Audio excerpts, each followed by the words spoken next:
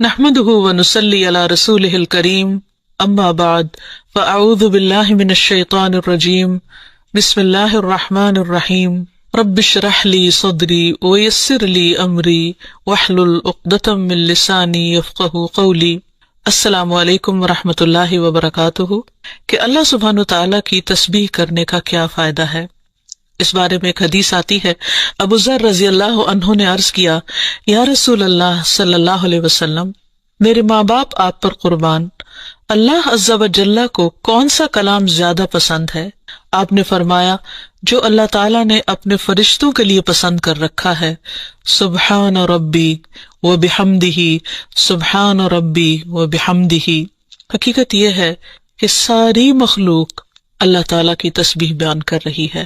قرآن مجید میں آتا ہے، تسبح لہ السماوات السبع والارض ومن فیہن وإن من شیء الا یسبح بحمدہ ولکن لا تفقہون تسبیحہم انہ کان حلیما غفورا۔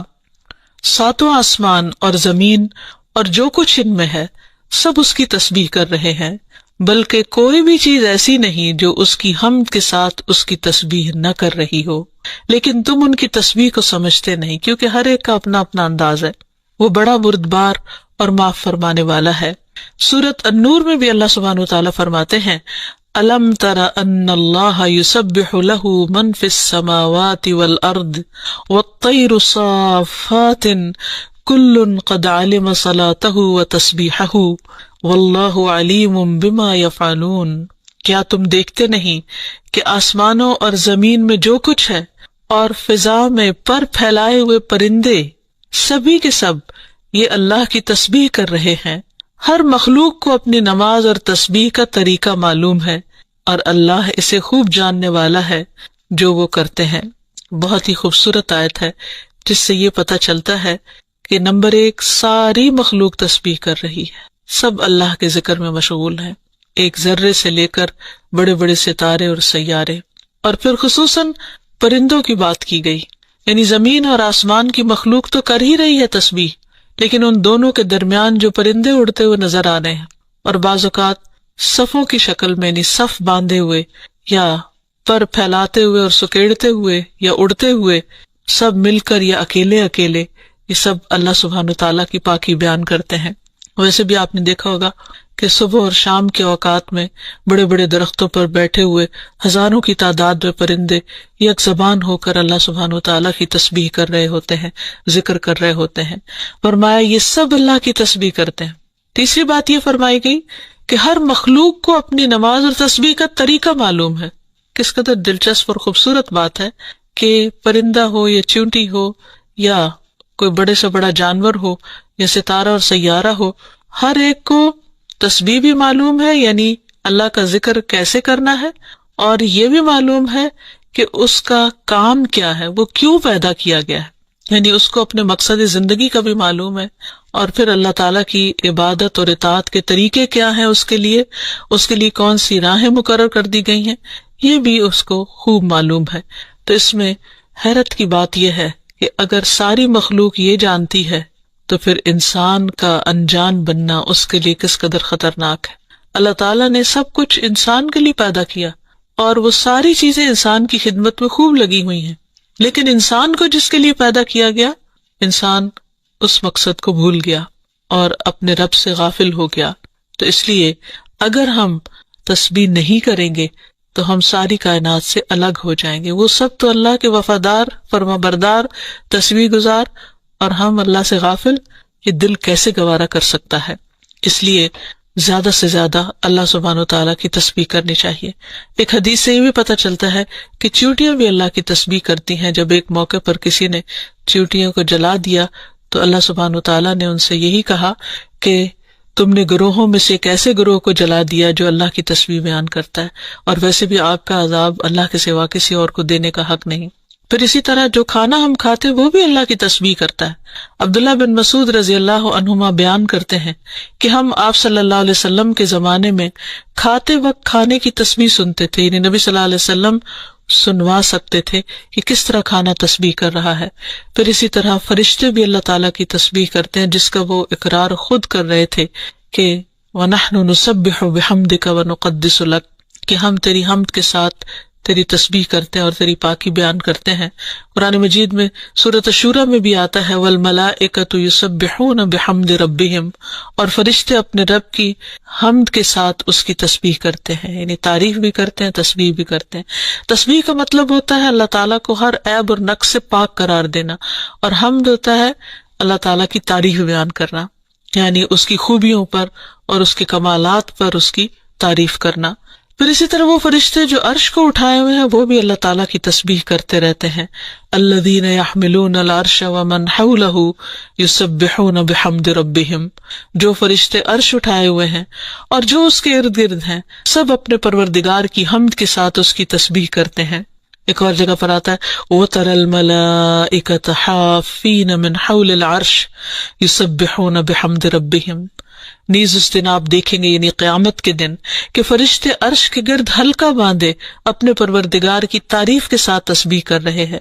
پھر اسی طرح بعض مواقع پر جب وحی نازل ہوئی تو نزول وحی کے وقت حاملین عرش سے لے کر تمام انسانوں کے فرشتوں نے تسبیح کی، یعنی انسان کی ہدایت کے لیے اتنی بہترین کتاب اتاری جا رہی تھی۔ اور تسبیح فرشتوں کی خوراک بھی ہے، یعنی جیسے ہم انسان کھانا پینا کرتے ہیں اسی طرح فرشتوں کو کسی مادی چیز کے کھانے کی ضرورت نہیں ہوتی، وہ ان کی تسبیح جو ہے وہی خوراک ہے۔ اس بارے میں حضرت عائشہ کہتی ہیں کہ میں نے نبی صلی اللہ علیہ وسلم سے پوچھا کہ دجال کے زمانے میں ایمان والوں کا کھانا کیا ہوگا، یعنی اتنا فتنے کا دور ہوگا اور ہر شخص چھپ جائے گا اور چاہے گا کہ وہ اس فتنے سے بچ جائے، تو پھر وہ کیا کھائے گا؟ آپ نے فرمایا جو فرشتوں کا ہے، یعنی تسبیح، تکبیر، تحمید، تحلیل، یعنی اللہ تعالیٰ کی حمد و ثنا کرنا، اللہ کا ذکر کرنا۔ اور تسبیح کیوں نہ کی جائے؟ کیونکہ اللہ سبحانہ تعالیٰ نے قرآن مجید میں اپنے حبیب محمد صلی اللہ علیہ وسلم کو بارہا تسبیح بیان کرنے کا حکم دیا ہے۔ فرمایا فسبح بسم ربک العظیم، سو اپنے بہت عظمت والے رب کے نام کی تسبیح کیا کریں۔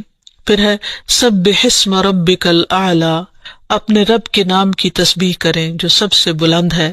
پھر ہے فسبح بحمد ربک وکن من الساجدین، پس اپنے رب کی حمد کے ساتھ تسبیح کریں اور سجدہ کرنے والوں میں سے ہو جائیں۔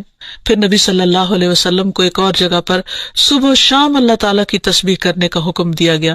سورۃ طٰہٰ میں اللہ تعالیٰ فرماتے ہیں سو اس پر صبر کرو جو وہ کہتے ہیں، اور سورج طلوع ہونے سے پہلے اور اس کے غروب ہونے سے پہلے اپنے رب کی حمد کے ساتھ تسبیح کرو، اور رات کے کچھ اوقات میں بھی پس تسبیح کرو، اور دن کے کناروں میں بھی، تاکہ تم خوش ہو جاؤ۔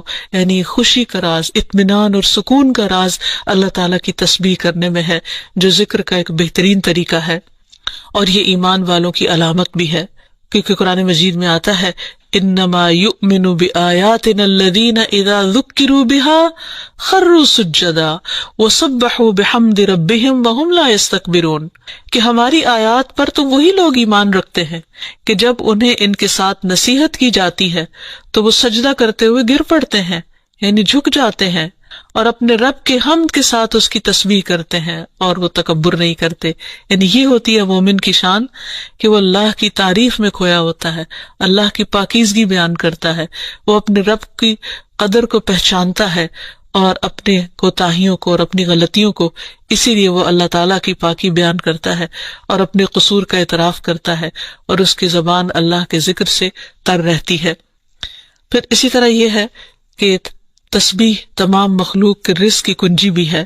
اللہ کے نبی نوح علیہ السلام کی وفات کا وقت جب قریب آیا تو انہوں نے اپنے بیٹے سے فرمایا کہ میں تمہیں ایک وصیت کر رہا ہوں، سبحان اللہ و بحمدہ کا ورد کرتے رہنا، یہ ہر چیز کی نماز ہے، اس کے ذریعے مخلوق کو رزق ملتا ہے، تو جو شخص یہ چاہتا ہو کہ اس کے رزق میں کشادگی ہو اسے بھی کثرت کے ساتھ تسبیح کرنی چاہیے، جیسے اللہ تعالیٰ قرآن مجید میں حکم بھی دیتے ہیں یا ایھا الذین آمنوا اذکروا اللہ ذکرا کثیرا وسبحوہ بکرۃ واصیلا، اے ایمان والو اللہ کو بکثرت یاد کیا کرو اور صبح و شام اس کی تسبیح بیان کیا کرو۔ یعنی انسان کو خاص طور پر صبح اور شام کے اوقات میں تسبیح کرنی چاہیے، جس کی تفصیل احادیث میں ہمیں ملتی ہے۔ رسول اللہ صلی اللہ علیہ وسلم خود بھی کثرت کے ساتھ سبحان اللہ و بحمدہ استغفر اللہ و اتوب الیہ کثرت سے پڑھا کرتے تھے کہ پاک ہے اللہ اور اس کی تعریف کے ساتھ، اور میں اللہ تعالیٰ سے بخشش طلب کرتا ہوں اور میں اس کی طرف توبہ کرتا ہوں۔ پھر اسی طرح تسبیح اہل جنت کی پکار بھی ہوگی، دعواہم فیہا سبحانک اللہم، کہ ان کی پکار وہاں ہوگی کہ اے اللہ تو پاک ہے ہر عیب سے، ہر کمی کوتاہی سے، ہر نقص سے، یعنی تو بے عیب ہے، منزہ ہے۔ اور یہ اللہ سبحانہ وتعالیٰ کو نہایت پسند ہے کہ اس کی کوئی مخلوق اس کی پاکی بیان کرے، کیونکہ وہ اس کا مستحق ہے، وہ ہے ہی پاک۔ پھر یہ ہے کہ اہل جنت بھی صبح و شام اللہ تعالیٰ کی تسبیح بیان کریں گے، اس لیے ضروری ہے کہ انسان یہ سلسلہ دنیا سے ہی شروع کر دے۔ اہل جنت کی تسبیح جو ہے وہ ان کی سانسوں میں جاری کر دی جائے گی، اور پھر جو لوگ اللہ تعالیٰ کی تسبیح نہیں کرتے وہ دراصل بد نصیب ہیں، کیونکہ وہ اتنی بڑی خیر سے محروم ہو رہے ہیں جو دنیا میں ان کے لیے سکون کا باعث ہے اور آخرت میں ان کے لیے رب کے قرب کا ذریعہ ہوگی۔ تسبیح کے لیے جو الفاظ استعمال ہوتے ہیں اس میں سبحان اللہ و بحمدہ، سبحان ربی الاعلی، سبحان ربی العظیم، یہ تمام کلمات جو ہیں یہ تسبیح کے ہیں۔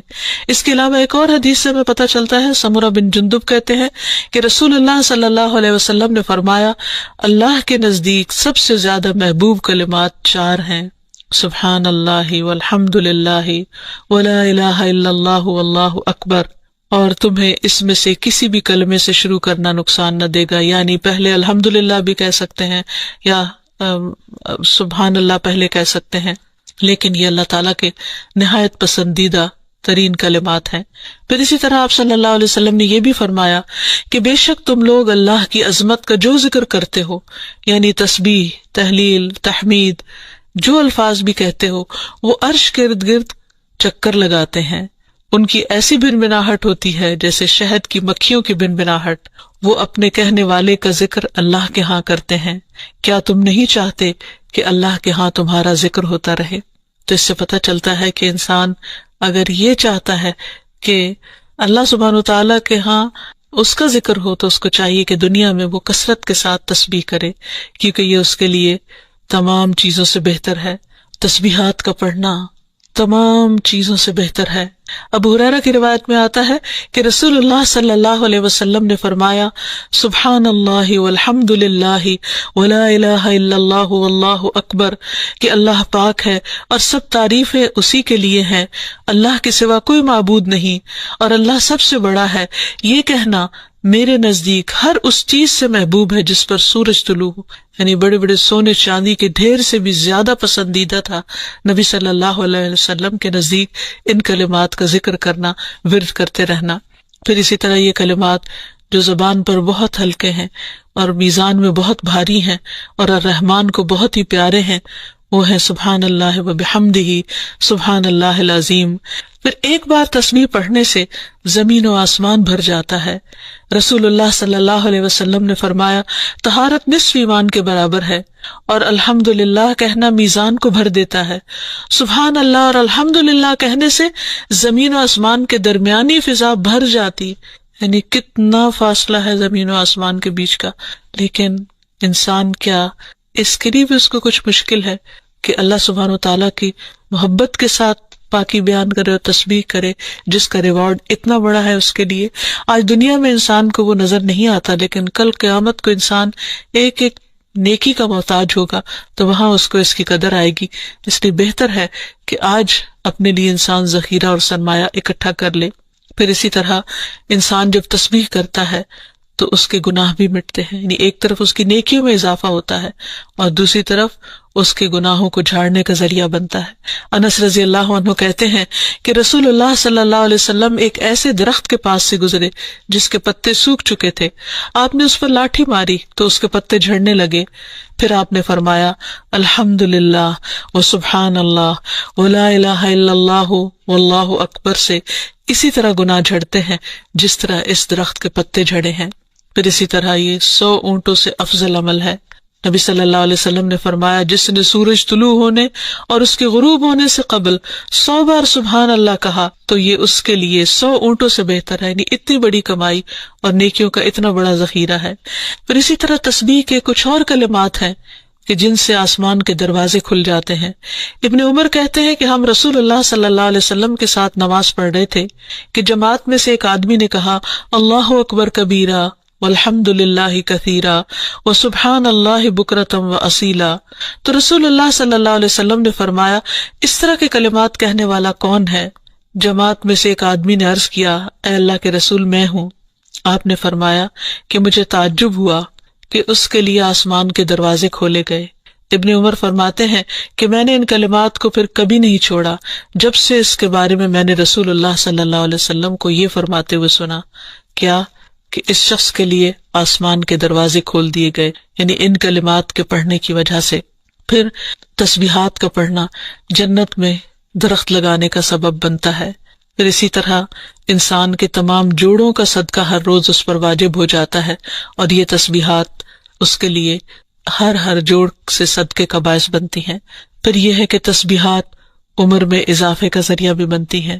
نبی صلی اللہ علیہ وسلم نے فرمایا اللہ کے نزدیک اس مومن سے افضل کوئی نہیں جسے حالت اسلام میں لمبی عمر دی گئی ہو اس کی تسبیح و تکبیر اور تحلیل کی وجہ سے۔